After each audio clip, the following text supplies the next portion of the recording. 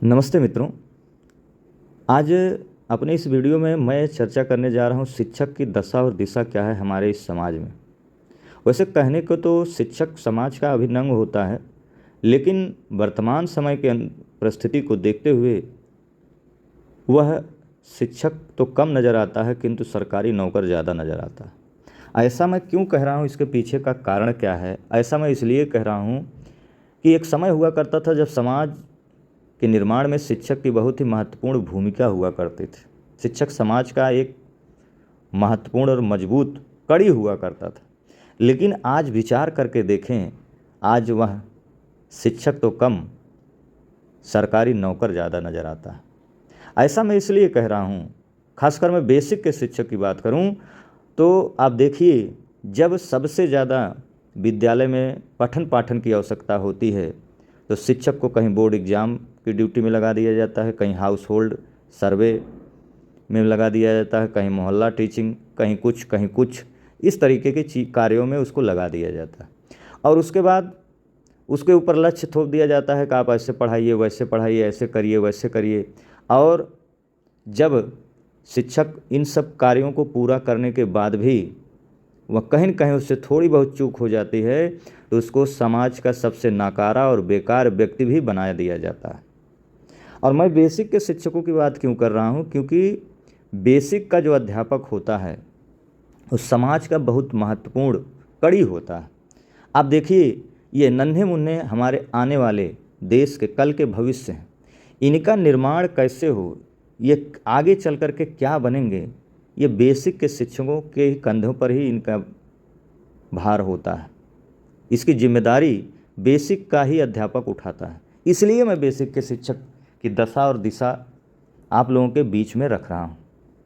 आप तनिक विचार करें कि आज वर्तमान समय में देखिए, जो यह टाइमिंग है विद्यालय खुलने और बंद होने का 8 से 2, आप देखिए जो 2 बजे के समय ये नन्हे मुन्ने बच्चे निकलते हैं तो मन में कितनी पीड़ा होती है कि ये बच्चे आखिर किसी के बच्चे तो हैं।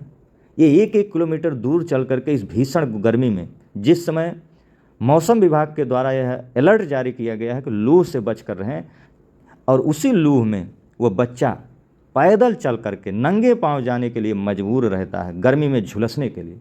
अगर हमें शिक्षक माना जाता तो हमारी समस्याओं को ध्यान में रखते हुए इन नन्हे मुन्ने बच्चों को इस भीषण गर्मी में झुलसने के लिए छोड़ नहीं दिया जाता।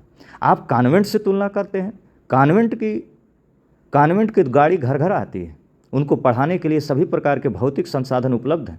हमारे यहाँ कायाकल्प के नाम पर तो सारे भौतिक संसाधन उपलब्ध हैं, लेकिन जब भीषण गर्मी पड़ती है तो उस समय लाइट गायब हो जाती है। पंखे तो रहते हैं लेकिन पंखे समय से चलते नहीं।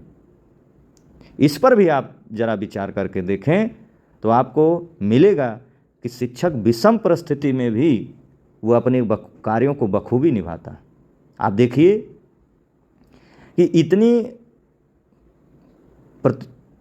प्रतिस्पर्धा होते हुए भी जगह जगह कुकुरमुत्तों की तरीके से कॉन्वेंट मान्यता प्राप्त, गैर मान्यता प्राप्त कॉन्वेंट विद्यालयों की बाढ़ आई हुई है।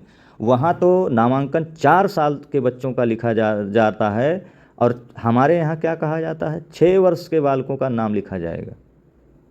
अब किस आधार पे ये मान लिया जाता है कि वो 3 साल से प्री प्राइमरी पढ़े होंगे? क्यों मान लिया जाता है? आप देखिए, क्या ज़मीनी स्तर पर प्री प्राइमरी व्यवस्था सुचारू रूप से चल रही क्या?